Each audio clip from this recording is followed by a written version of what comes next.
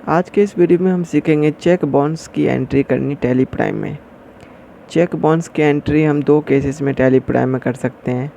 पहला तो है रिसिप्ट के केस में, अगर हमने अपने कस्टमर से कोई चेक रिसीव किया है और उसको हमने बैंक में जमा कर दिया है और वो चेक बाउंस हो जाता है, तो हम रिसिप्ट के केस में कैसे चेक बाउंस की एंट्री करेंगे। और पेमेंट के केस में जब हमने अपने वेंडर को कोई चेक दिया है और वो चेक बाउंस हो जाता है, तो उसकी एंट्री हम अपने बुक्स में कैसे करेंगे। ये दोनों चीज़ हम आज के वीडियो में सीखने वाले हैं। तो आइए सीखते हैं हम चेक बाउंस की एंट्री टैली प्राइम में कैसे करेंगे। हमारे चैनल को सब्सक्राइब कर लीजिए ताकि ऐसी और भी वीडियोस आप तक आसानी से पहुंचते रहें। तो सबसे पहले हम रिसिप्ट के केस में चेक बाउंस की एंट्री करते हैं। मान लीजिए कि हमने 1 सितंबर 2022 में ABC प्राइवेट लिमिटेड से 10,000 रुपये का चेक रिसीव किया है।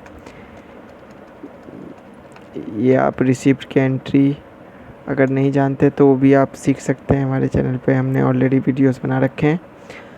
रिसिप्ट और पेमेंट आप सबकी सीख सकते हैं एंट्री करनी। हम यहाँ पे देख सकते हैं कि हमने रिसिप्ट की एंट्री ऑलरेडी कर रखी है और ये चेक नंबर 123457 है जो कि बाउंस हो गया है। तो ये 1 सितंबर को हमने ये चेक जमा किया है और मान लीजिए कि 2 सितंबर को ये चेक बाउंस हो जाता है, तो हम इसकी एंट्री टैली प्राइम में कैसे डालेंगे। तो हम दोबारा से वाचर्स पे आ जाएंगे।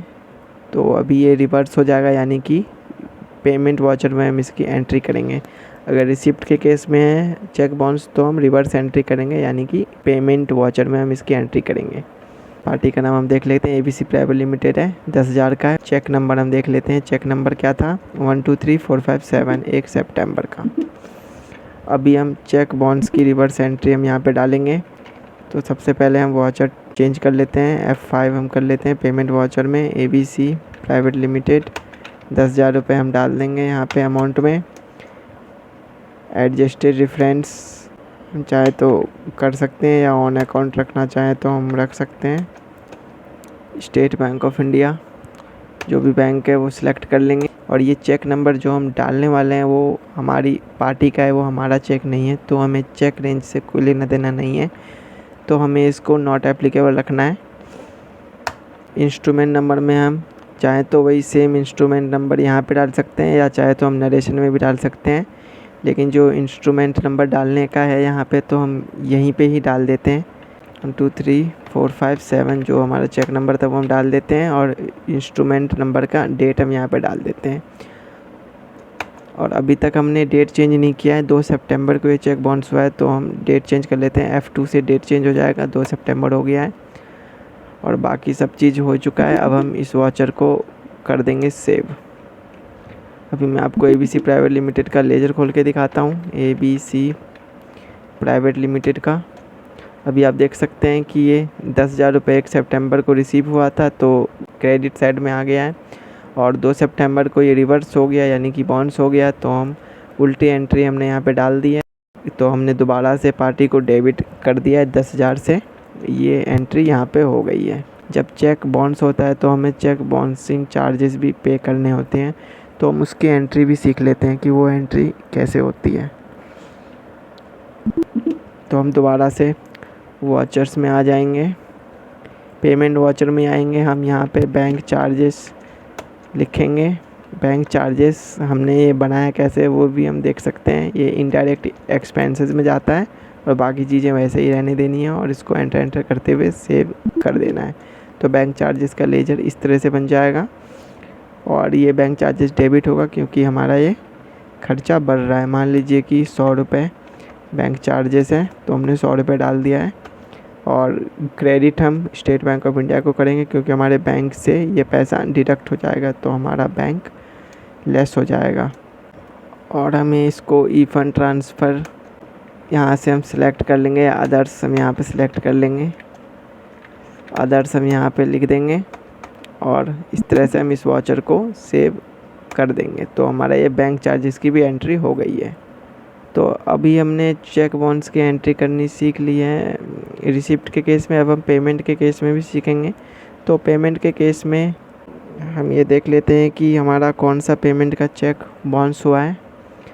तो ये मान लीजिए कि 1 अगस्त में जो हमने चेक अपनी पार्टी को दी थी XYZ प्राइवेट लिमिटेड को, ये हमने एंट्री ऑलरेडी कर रखी है 1 लाख रुपए की।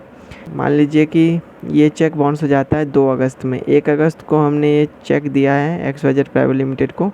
ये XYZ प्राइवेट लिमिटेड अपने बैंक में ये चेक जमा कराता है, तो 2 अगस्त को मान लीजिए कि ये चेक बाउंस हो जाता है। तो हम इसकी एंट्री कैसे करेंगे, आइए देखते हैं। पहले हम चेक नंबर देख लेते हैं कि चेक नंबर क्या था। 50000005 था 1 अगस्त का, और पार्टी थी हमारी XYZ प्राइवेट लिमिटेड। अभी हम 2 अगस्त की एंट्री करेंगे। तो ये जब पेमेंट का चेक बाउंस होता है तो हम इसकी चेक बाउंस की एंट्री दूसरे वाचर में करते हैं, F6 में, रिसिप्ट वाचर में हम इसकी एंट्री करते हैं। तो क्रेडिट साइड हम इस पार्टी का लेजर डाल देंगे। XYZ प्राइवेट लिमिटेड 1,00,000 रुपये हमने यहाँ पे डाल दिया है। ऑन अकाउंट इसको फ़िलहाल हम कर देते हैं, और डेबिट में हमारा बैंक अकाउंट आ जाएगा, स्टेट बैंक ऑफ इंडिया। तो स्टेट बैंक ऑफ इंडिया हमने डाल दिया है एंटर करते हुए। अब हम आगे बढ़ जाएंगे। इंस्ट्रूमेंट नंबर, इसमें हम उसी चेक का नंबर डाल देंगे जो कि 000005 था। 5 बार 0 और 1 बार 5, और हम डेट डाल देंगे 1 अगस्त का था ये चेक का डेट, और हम इस वाचर को कर देंगे सेव। अब हम XYZ प्राइवेट लिमिटेड का लेजर खोल के देख लेते हैं। XYZ प्राइवेट लिमिटेड का, तो हम ये देख सकते हैं कि 1,00,000 रुपये 1 अगस्त को ये हमने पेमेंट वाचर में चढ़ा दिया था, जो कि बाउंस हो गया, और नेक्स्ट डे यानी कि 2 अगस्त को 1,00,000 रुपये वापस आ गए। तो वापस आने की हमने एंट्री यहाँ पे डाल दी है 2 अगस्त में रिसिप्ट वाचर में। तो इस तरह से चेक बाउंस की एंट्री हम टैली प्राइम में करेंगे, पेमेंट और रिसिप्ट दोनों ही केसेस में। तो आज की वीडियो में इतना ही था। ऐसे और भी वीडियोस के लिए आप हमारे चैनल को सब्सक्राइब कर लें।